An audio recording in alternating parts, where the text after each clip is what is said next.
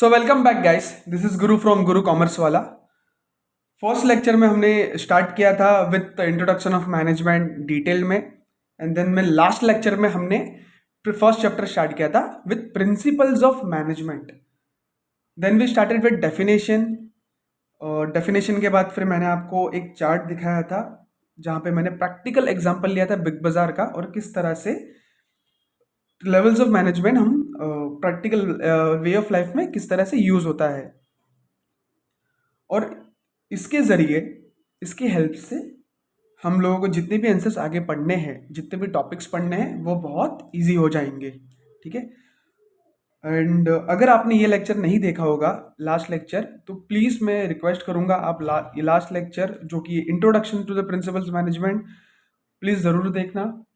उसमें मैंने थोड़ी मिमिक्री भी की है और थोड़ा फन एक्टिविटी के साथ समझाया है, तो आपको बहुत आसान होगा समझने के लिए।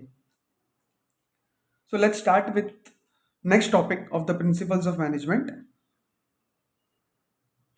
Before starting, थोड़ा सा मैं आपको ब्रीफ देना चाहूँगा। ठीक है। फॉर एग्जाम्पल, मेरे नोट्स के ज़रिए आपको किस तरह से एग्जाम में आंसर प्रेजेंट करने हैं और लिखने हैं। ठीक है। एक पॉइंट है universal application, one of the features. तो आपको कैसा लिखना पता है? Principles of management are universal in nature. Principles of management applicable to all types of organization irrespective of size and organization. Principles of management applied to all levels of management. इस तरह से answer आपको face करने, आगे के मतलब जो topic का नाम है वही आ जाएगा। ठीक है, simple. So will move ahead. Start करने से पहले एक और चीज मैं आपको बताऊंगा, नेचर और सिग्निफिकेंस, हम ये दो चीज यहाँ पे कवर करेंगे। तो बेसिक चीज है, सबके माइंड में क्वेश्चन आता है, नेचर क्या होता है और सिग्निफिकेंस क्या होता है। नेचर मतलब क्वालिटीज, फीचर्स, कैरेक्टरिस्टिक्स, ये तीनों होते हैं। अच्छा हाँ दोस्तों, अगर आपको एग्जाम में पूछा फीचर्स ऑफ प्रिंसिपल मैनेजमेंट, तो आपको जो मैं 7 पॉइंट में आपको पढ़ाऊंगा तो वही लिखना है। इसी तरह से क्वालिटीज पूछा, अगर कैरेक्टरिस्टिक्स पूछा एग्जाम में, तो आपको यही 7 पॉइंट नेचर के कोट करने हैं। और सिग्निफिकेंस का मतलब होता है importance. Okay, so basic difference between significance and importance. So nature का मतलब आपको 3 चीजें मैंने बता दी, फीचर्स, क्वालिटीज, और इंपॉर्टेंस का मतलब सिग्निफिकेंस और need. Life practical example, let's take Sachin Tendulkar. He have a talent, skills और क्वालिटीज। टैलेंट और स्किल्स, अच्छा क्रिकेट खेलना, स्किल्स एंड क्वालिटीज क्या है? स्ट्रेट ड्राइव शॉट मारना, कवर ड्राइव शॉट मारना, एक्सेट्रा, अच्छे से शॉट्स मारना, जिसको हम भगवान बोलते हैं। बट उनका परफॉर्मेंस, उनका इंपॉर्टेंस कब होगा? उनका इंपॉर्टेंस तब होगा जब वो खेलेंगे, परफॉर्म करेंगे और रेगुलर प्रैक्टिस करेंगे, तब जाके उनकी महत्वता बढ़ेगी। महत्वता मतलब इंपॉर्टेंस। ठीक है। Same way, next example is, we can take singer, Shreya Ghoshal example. So she is a good singer, but उनका टैलेंट है सिंगिंग करना, बट वो गाएगी नहीं, तब तक उनको कोई पहचानेगा नहीं। अगर वो अच्छे से सिंग करेगी, लोगों में आएगी, गाएगी, तब जाके लोग पहचानेंगे, तब उनका महत्वता, इंपॉर्टेंस बढ़ेगा। ठीक है। This is the basic difference between nature and significance. Now let's start with the next topic, nature of principles of management. Let's not waste the time and begin. So principles of management, nature. First point, principles are formed by practice and experience. General वे मैं आपको बताना चाहूंगा, जो भी principles है, ठीक है, जितने भी प्रिंसिपल्स ऑफ मैनेजमेंट बने हैं, वो बहुत सारे रिसर्च और प्रैक्टिस और एक्सपेरिमेंट के साथ बने हुए हैं। ठीक है। फॉर एग्जाम्पल, प्रैक्टिकल लाइफ में साइंटिस्ट हो गए, साइंटिस्ट बहुत सारे केमिकल कॉम्बिनेशंस करते हैं और एक आविष्कार बनाते हैं। इसी तरह से प्रिंसिपल क्या, मैनेजर्स बहुत वर्क करते हैं, वर्क करने के बाद एक एक मॉडल डेवलप्ड हो जाता है। ठीक है, वो मॉडल को बोलते हैं principles of management. For example, हमने, एक मिनट, आपको ये चार्ट में डेफिनेशन में दिखाया था, proposition that serves the foundation. एक प्रोपोजिशन होता है, स्टार्टिंग में प्रोपोजिशन होता है, फिर फाउंडेशन बनता है। फाउंडेशन पूरा कंप्लीट होने के बाद एक सिस्टम बन गया। सिस्टम क्या? वही प्रिंसिपल्स ऑफ मैनेजमेंट है। और ये चार्ट में भी जब मैनेजर जी यहाँ पे आए थे, तब उन्होंने सोचा था ये 3 डिपार्टमेंट हम बनाएंगे और 3 डिपार्टमेंट के अंदर ये सब लोग होंगे। उसके बाद फिर एक थिंकिंग कंप्लीट हुआ उनका, फिर उन्होंने प्लेस कर दिया, और वही चीज़ फॉलो होती है। उसको बोलते हैं, जो प्रैक्टिस और जो एक्सपेरिमेंट किया था उसका प्रिंसिपल बन गया। ठीक है, अब जो बुक में लिखा है वो हम लोग पढ़ते हैं। Principles of management developed gradually through a research work. Second point, systematic observation and experiment develop observe before developing them. ठीक है, सिस्टमैटिक ऑब्जर्वेशन मतलब क्या, एक सिस्टमैटिक वे है, एक कैलकुलेशन को लेते हैं, एक सिस्टम वे मतलब एक लिख के पढ़ के अच्छे से सिस्टम से फॉलो करते हैं, फिर बाद में जो ऑब्जर्वेशन आती है ना, उस सिस्टम जो पढ़ा लिखा फॉलो किया, उसके बाद प्रिंसिपल्स ऑफ मैनेजमेंट डेवलप्ड हो जाता है। ठीक है, यहाँ पे रिसर्च और वो एक्सपेरिमेंट, इन दोनों का रिजल्ट, एक्सपेरिमेंट का रिजल्ट उसको प्रैक्टिस में डाला जाता है। After is practice then principles of management are formed. This is the first point, we had completed with the first point. Next point, universal application. ये तो मैंने आपको अभी पहले ही बता दिया है, 1 minute just the screen. Okay, ये तो पहले ही बता दिया है मैंने आपको। प्रिंसिपल्स ऑफ मैनेजमेंट और यूनिवर्सल नेचर मतलब सबको एप्लीकेबल है, इवन खाते पीते, जब मम्मी खाना बनाती हो, जब डैडी ऑफिस के लिए निकलते हो, तो थोड़ा वो कैलकुलेट करते हैं, मैनेज करते हैं, तो सबके लिए प्रिंसिपल्स एप्लीकेबल है। All types of organization irrespective of size and nature, मतलब ऑल टाइप्स ऑफ ऑर्गेनाइजेशन मतलब सोल प्रोप्राइटर हो गया, पार्टनरशिप फर्म हो गया, प्राइवेट लिमिटेड कंपनी हो गया, जॉइंट स्टॉक कंपनी होगा, ये सारे टाइप्स ऑफ ऑर्गेनाइजेशन है, इन सबको एप्लीकेबल है irrespective of size and nature. Size and nature, irrespective of size and nature मतलब क्या हुआ, सोल प्रोप्राइटर छोटा फर्म है, उनका साइज टर्नओवर बहुत छोटा और कम होता है, टर्नओवर मतलब सेल्स। जॉइंट स्टॉक कंपनी बहुत बहुत बड़ा कंपनी है जहां पे बहुत लोग होते हैं, तो सबको एप्लीकेबल है irrespective of size and nature. All levels of management, हाँ जी, लेवल्स ऑफ मैनेजमेंट मैंने आपको बताया था इस चार्ट में, तो वही है, start with the top, middle, lower. Okay, 2 points are completed, we'll move to the next point. Screen adjusted, yep.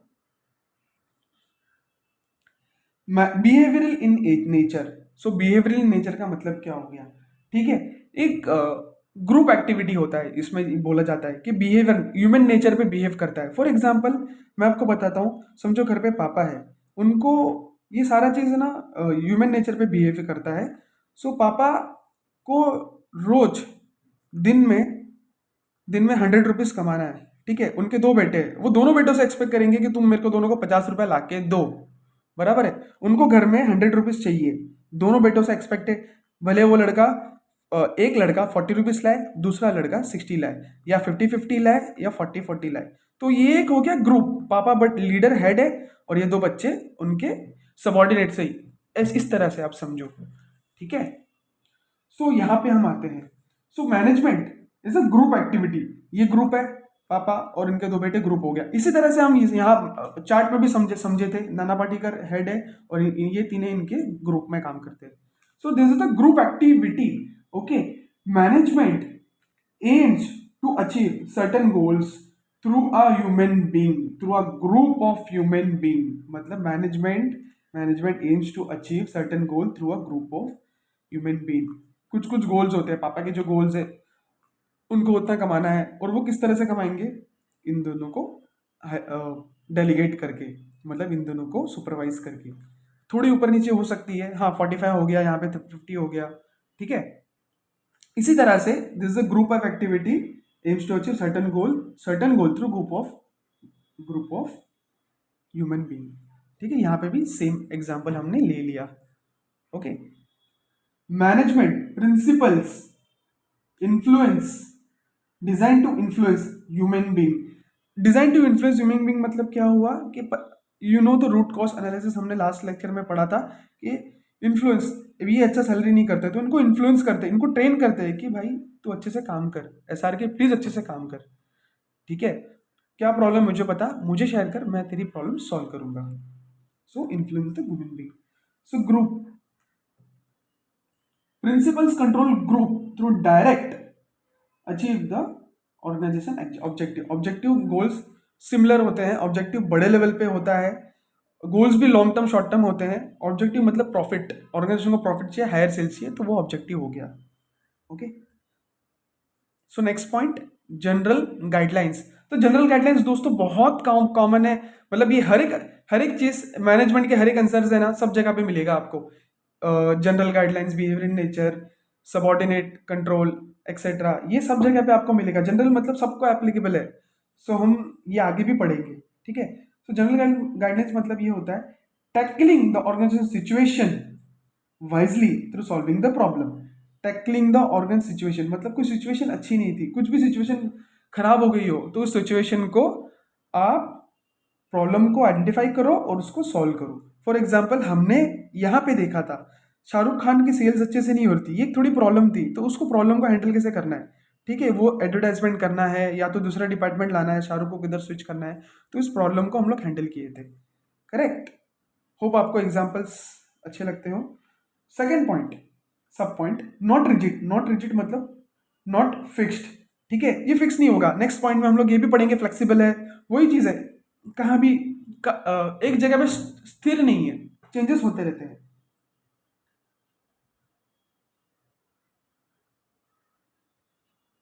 For example we can say fair remuneration, ठीक है, फेयर रेम्युनरेशन और कुछ भी हो, it's principles of management depend situation, size and nature of organization, ठीक है, based on situation, size and nature of organisation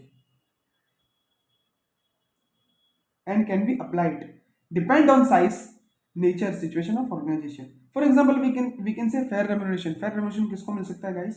अच्छा, जिसकी बड़ी कंपनी हो, ठीक है। अगर किसकी छोटी कंपनी सोल प्रोप्राइटर हो, आप ज्यादा पैसा एक्सपेक्ट कर सकते हो क्या? नहीं, ठीक है। अगर वो बड़ी कंपनी है तो आपको आपको हो सकता है, आप बड़ी कंपनी है, बड़ा अच्छा पैसा कमाती है, आपको ज्यादा सैलरी मिल सकता है। और हमने एग्जांपल जो लेता, समझो कि Saif Ali Khan, he is doing very good activity और ये बड़ा कंपनी है, तो वो एक्सपेक्ट कर रहा है कि उसको अच्छा रेम्यूनरेशन भी मिले। So next point, flexibility. Flexibility मैंने आपको बता दिया, flexible in nature, ever changing है, ठीक है। फ्लेक्सिबल कैन बी चेंज और modified based on situation of management. Second सब पॉइंट, थर्ड सब पॉइंट, सेकेंड सब पॉइंट चेंज और मॉडिफाइड बेस्ड ऑन सिचुएशन, ठीक है सर। थर्ड सब point, suit the requirement based on implementation of principles, ठीक है, ठीक है। Managers can be flexible while implementing to suit the requirement, जिस तरह से रिक्वायरमेंट होगा उस तरह से वो लोग इंप्लीमेंट करेंगे एक्टिविटी को, ठीक है। Situation keeps on changing, business की सिचुएशन कभी भी चेंज हो सकती है। फॉर एग्जांपल उसके हिसाब से हमको फ्लेक्सिबल रहना है। फॉर एग्जांपल पहले ऑफलाइन बिजनेस था, अभी ऑनलाइन हो गया, ठीक है, उसके हिसाब से बिजनेस को चेंज करना पड़ेगा, उसके हिसाब से बिजनेस को चेंज करना पड़ेगा। ओके, सो पहले कोविड के पहले बहुत कुछ ऑफलाइन था, फिर बाद में कोविड के बाद सब ऑनलाइन हो गया। Okay, first point flexible, flexible in nature, change और modified based on situation, suit to the requirement, and implementation will be based on principles. Then situation keeps on changing।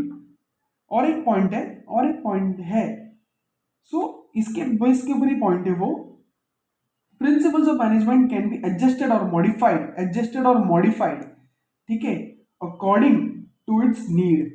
तो यहाँ पे अकॉर्डिंग टू इट्स नीड, ये नहीं लिखोगे तो भी चलेगा दोस्तों, इसके सेम सिमिलर पॉइंट है ये। 6 point, all principles are equal importance, मतलब सारे प्रिंसिपल बराबर है, ठीक है, एक तराजू है सारे principles. So all principles practice simultaneously to get the best results on the based of achievement of predefined goals. Predefined goals मतलब क्या? एक गोल सेटअप कर लिया, जो हमने यहाँ पे पढ़ा था, ठीक है, यहाँ पे हमने पढ़ा था, एक गोल सेटअप कर लिया, प्रीडिफाइंड, पहले से ही डिसाइड कर लिया, अगर वो अचीव हो गया तो उसका रिजल्ट अच्छा आएगा। कब आएगा? जब वो all principles are practised simultaneously, ठीक है। If not followed, principles of management not followed, it will affect the working of organization. अगर बराबर से फॉलो नहीं किया तो it will affect the organization. Principles of management, principles of management are principles of social science, सामाजिक विज्ञान, ठीक है। This is principles of management, not absolute like pure science, like you can say chemistry, mathematics. It is a flexible in nature, changes depend on size and nature, so this is not absolute. Okay, और not rigid we can say. Last point, cause and relationship. Cause and relationship क्या होगा वो मैं आपको बताऊंगा। Principles of management are base for taking decision. कुछ भी decision लेना है तो प्रिंसिपल्स ऑफ मैनेजमेंट है base. Like managers take a decision, यहाँ पे मैनेजर यहाँ पे डिसीजन लेते थे और यहाँ पे राउंड टेबल कमेटी में डिस्कस करते थे। वो जितना भी डिसीजन लेते थे वो प्रिंसिपल्स ऑफ मैनेजमेंट के बेस के ऊपर था, जिस तरह से उन्होंने वर्क किया था। Okay, determine the cause and reason for a particular effect, for particular effect. ठीक है, for example we can say payment of good incentives helps increasing the output of workers or making effective advertisement or increasing sale of product। Live example में लेता हूँ इस चीज का। सो यहाँ पे इसकी अच्छी सेल्स नहीं हो रही थी, इसका एडवर्टाइजमेंट करेंगे तो उसका सेल्स बढ़ेगा।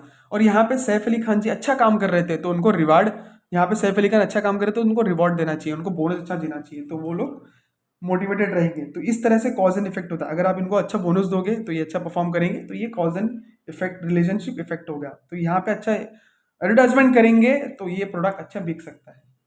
Okay, so we are done with the principles of management. Hope guys आपको ये लेक्चर अच्छा लगा हो। इसके पहले मैं आपको एक आपके लिए सरप्राइज है।